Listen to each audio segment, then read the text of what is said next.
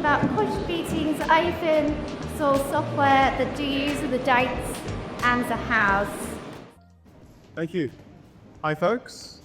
Yeah, happy New Year. Good to be here. I'll start a little bit briefly about me, although I've already been introduced. Yeah, I'm Ethan. I've been coming to Chak Connect since it started a year ago. It's a great community. Yeah, I contributed to open source first about 7 years ago. When I was 15, I created an locate to the 3D software in Atlanta called Blender. It was in a language I didn't know, it was in C++. And I, of course, introduced a bug straight away and introduced a memory leak that the maintainers had to then go fix. I sort of ran out of time for this talk, so you're going to see some really shoddy slides. But I still felt like I need to get you guys something to see, especially with Dave not being able to present today. So do bear with me. And also feel free to interrupt with questions. Usually I'll be already stressed. I've practiced the talk many, many times and would be really worried someone's going to break my flow by asking a question. But this time you can break my flow as you like because I haven't practiced my flow an awful lot. I've included here my green tiles, and my first slide was the bathroom. If you get the reference with the green tiles, then well done. But green tiles show every tiny encryption node on GitHub, or any other type of contribution. And the top three tiles are what you see on my profile. Each day is a day where you contributed to it. It's green, or if it's gray, it's not that you've not contributed anything on that day. My contributions are a lie because I'm fortunate enough to work with someone who uses GitHub, and it can include all of my work contributions in there. But the bottom version is the truth, where I have only my contributions that are public or in repos that are not controlled by by the company that I work for. And I also wanted to highlight this to show that I enjoy doing open source, but I'm not a consistent open source developer. I wanted to sort of separate myself from the people that do open source every day, all of the time, that are sort of unattainable gods of open source. That's certainly not me. Hopefully I'm a little bit more relatable than those people. So I wanted to zoom in on software you contribute to rather than software you create. I think that you should create software and you should create it public. You could put it on GitHub or on another software forge, and you should share that software with people. You put it up there from the beginning and share it for GitHub. But for this talk specifically, I want to zoom in on open source software that you're contributing to that someone else started. So, what is open source software? Open source software is software that is free to modify and to redistribute. So it's software where the community has made an agreement that you can take that software, you could look at the source code of that software, you can change the software, and you can give it to your friends, you can share it around, you can even sell that software to someone else. Then you're free to do that. It's about setting up a trust that be agreeing that this is what you're allowed to do with the software, and that enables me to trust that you're giving me the software to do what I want to do with it, and also that when I contribute to your software and make your software better, you're going to respect my rights as a contributor to do what I want you to do with this software. And the way that that is upheld is with software licenses. And software licenses tell you what you can do with software, what responsibilities you have to with your modifications of that software, and also they help you avoid liability. So if someone takes your software and uses it in some military drone, and that drone does the wrong thing, then you're not going to be held liable for your shoddy software if you have a good license. I'm not a lawyer. These licenses are often run by lawyers, hopefully run by lawyers. So take my advice with a pinch of salt. But I've included a few links here. The first link to proofthelicense.com, it has helpful summaries of different types of licenses. The second link to the Blue Oak Council, it shows a license that's very easy to read. You get sort of the idea, the structure of software licenses. And I've also included a link about compatibility between different licenses. You should only contribute code to software that has a license.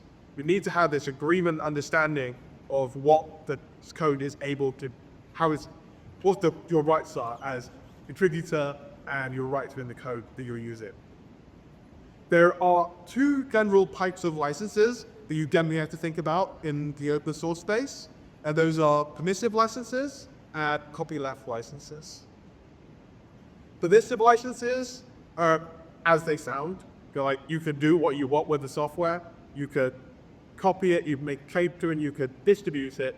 But most importantly, you could make a claim to that software, and you could distribute that claim as closed source software. So you don't have to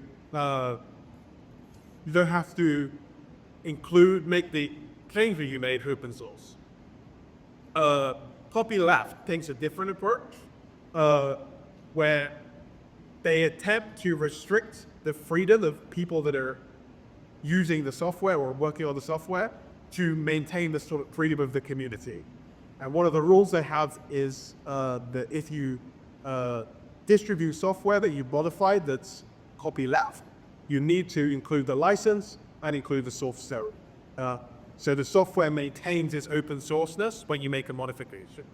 And there's been a number of high-profile cases recently, like Redis and Terraform, where software has started permissive, and then companies have decided to make it more closed source or add additional restrictions to the software, and that's something that copyleft protects against.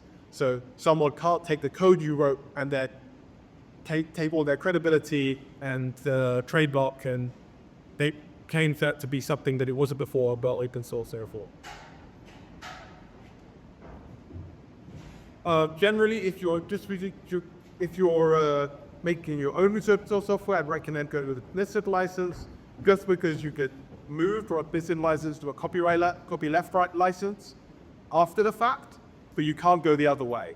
So you could change your mind if you go permissive, you're permitted to change your mind, but you're not permitted to change your mind as easily if you're go copyleft. So, finding software to contribute to. I've left this slide empty for a couple of reasons. One, I was limited on time and didn't know what to put here. But two, I think this is perhaps the wrong approach for finding software to contribute to. I don't think we could go out looking for software to contribute to as a first step. And to sort of illustrate that, I've included a screenshot of a typical environment that I would spend coding in. I want to add surrounding yourself with open source software. So what do you see here? So here I'm working on some Rust code for a project I'm working on. And Rust is pretty cool. It's a bootstrap language. So Rust is written in Rust. I'm also pulling in a number of with my favorite Rust libraries. And Rust libraries are generally written in Rust. All the Rust libraries I'm using here are written in Rust. And I'm using an editor, and the editor I'm using is called Helix. And Helix is a cool, bleeding-edge modern editor that's written in Rust. And my editor is on only one half of the terminal, because I'm using a multiplexer. It's still a mystery. I'm using a multiplexer called Zelig that allows me to have these multiple terminal planes. Zelig is written in Rust. In the corner, I've got a shell. I'm using a shell called Nusha, and I've run a command there for running a a birth control system called Jujitsu. Both those things are written in Rust. My terminal is Alacrity, it's written in Rust, and my shell, my Linux desktop is Cosmic, and it's entirely written in Rust. So the point there is I have made intentional decisions to surround myself with technologies that are written in ways that I could get go to contribute to them. And I think this is the best approach for contributing to open source stuff, because you need to understand the problems and understand the software. If you just find a piece of software that you haven't used before and try to contribute to it, you're not going to understand the problems and the context you need to contribute to that software. Maybe other than two things here, like Blackberry and the League, I've contributed small patches to all of the software that I just said. And I want to make a brief distinction. One of the things that's very desirable to contribute to is Linux, like the Linux kernel.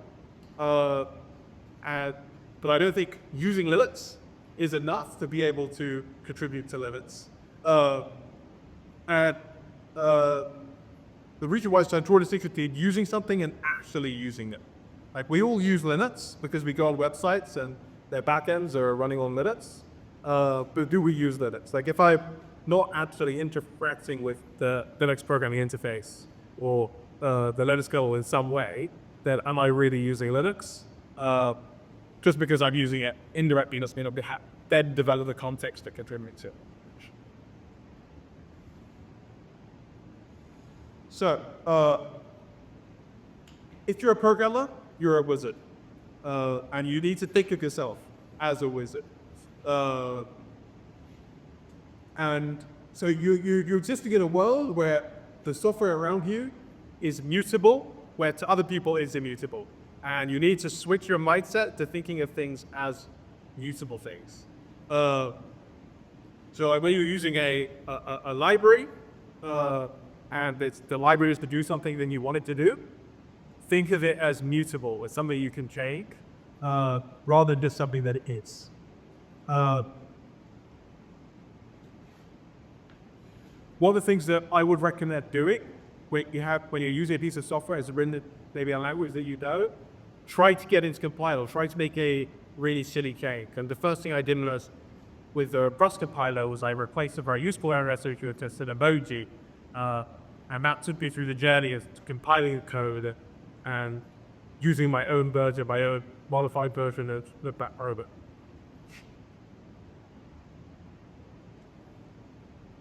So maintainers are humans. They're not more wizardry than you. They don't have more wizardry than you. They're not smarter than you. So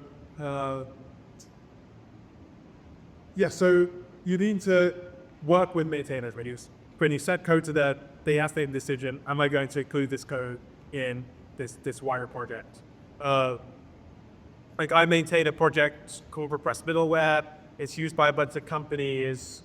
I fell into maintaining it because no one else wanted to, and half of the code I don't know what it does. So don't think of people that maintain the software they're contributing to as people that are particularly smart.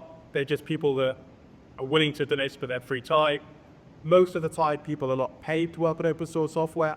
Most of the time, they're just doing it voluntarily for their own reasons. And as a result, maybe you won't get a response to your code for 2 weeks. Maybe you ping the maintainer, maybe they respond to that, maybe they don't.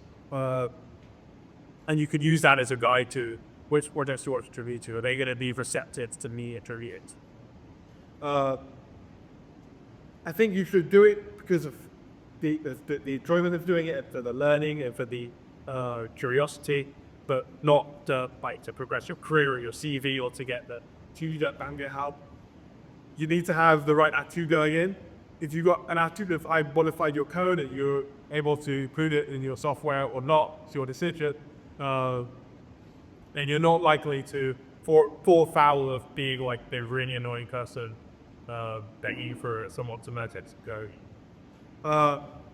Also, read the code of conduct and contributing guides. You'll find those in the repository when you look at a piece of kernel GitHub. Those will prevent you from calling a foul of any etiquette mistakes or making any of those types of mistakes. But I do encourage you to be confident and be willing to make mistakes. For example, I have a little screenshot below there of my the number of comments on my first pull request to the Rust project. I made an awful number of mistakes, and it took 42 comments for us to work how to fix that. So yeah, if you contribute somewhere and they give you 42 comments, or is that 43 comments, and are willing to work with you to get your contribution to the place it needs to be made, then you found your community. You found the people that are willing to put in the time and effort to be there to help you as a beginner. So it's important to stress that not all contributions are code contributions. One place that I usually start is with documentation. I'm working out how do I contribute to this thing. I read that contributor guide, I find a typo, I find something that's outdated, and then I've got for free a contribution I can make to the project that isn't necessarily code. I'm conscious that some of the folks here are not developers, and there's lots of things you can do at source projects that's not necessarily development. But you can answer questions or borrows, help people out in different ways. I know there's a few designers here, and that's one thing that's open source projects don't have a lot of designers. This is one of the reasons why if you load up some open source software, you're going to find the worst UX you've ever seen a lot of the time, because this software made by developers only, that they don't have that in. If you're able to do mockups or logos, sort of projects, that could be the most valuable contribution that they get.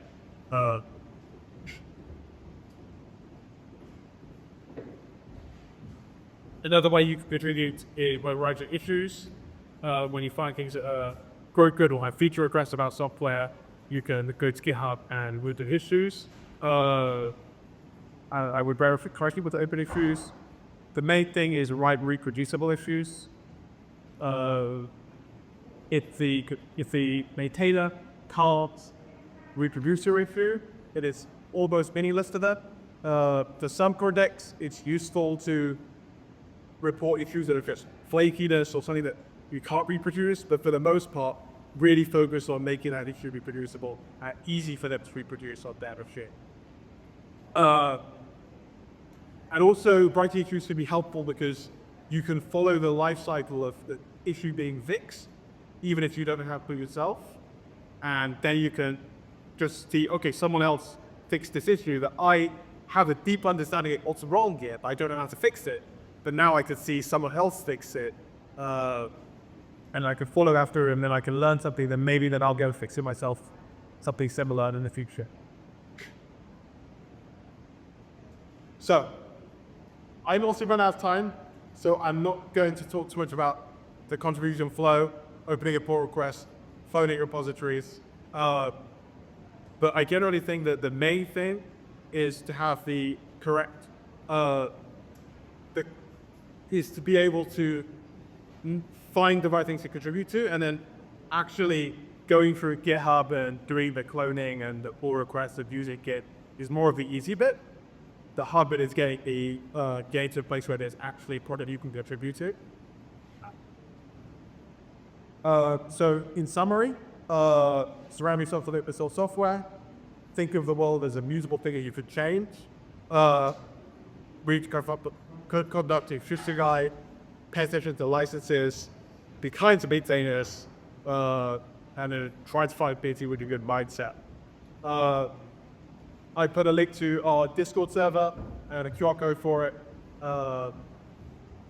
I have notifications on in there, and if if you have a question about or you just want to share that you did something open source, I am so enthusiastic about hearing about it, and I am ready to help at any moment, because I'd love to help. Yeah, so that's all from me. Any questions? So this is not my field, but I'm curious. My understanding was front-end web design is based on CSS, HTML, JavaScript. Yeah. So back-end is on Linux. What does that actually do? All the stuff you don't see, for the most part. So, saving a record of something you put a website into a database, and then retrieving that for you, and then sending that to the front-end class so it can display it. I just wanted to say thank you to Ethan. He's